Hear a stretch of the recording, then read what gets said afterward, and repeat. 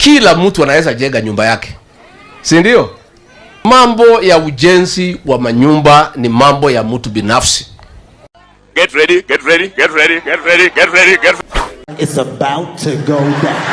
Nilisikia mtu mwingine kumbafu anasema ati nani aliambia Ruto tunataka manyumba.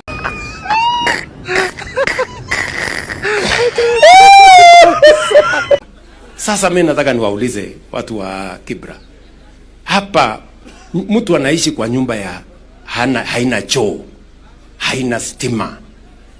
Choo inatumiwa choo moja na watu familia 5, familia 10. Na huyu mtu mjinga ambaye niuliza nani alikuambia ati utujengee nyumba, ako na choo 5 kwa nyumba yake. Si huyo mtu ni kumbavu kabisa. Naona watu wengine sijui tawashughulikia namna gani. Kama anataka kujua nani aliniambia tujenge manyumba, nyinyi wananchi wa hapa, si ndio? Si mnasema tuwabadilishie maisha jameni? Ama mnataka tu kukaa kwa nyumba yenye haina choo milele? Nguruwe hujikanga na mafuta yake. Why would anybody is in his right frame of mind have a problem with slum upgrading? Why would anybody in his right thinking have a problem with having affordable housing for Kenyans so that they can live with dignity?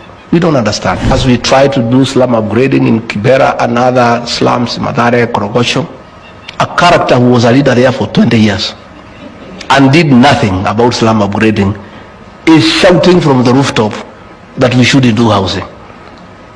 And he was there. He saw the squalor, the shame of people using flying toilets.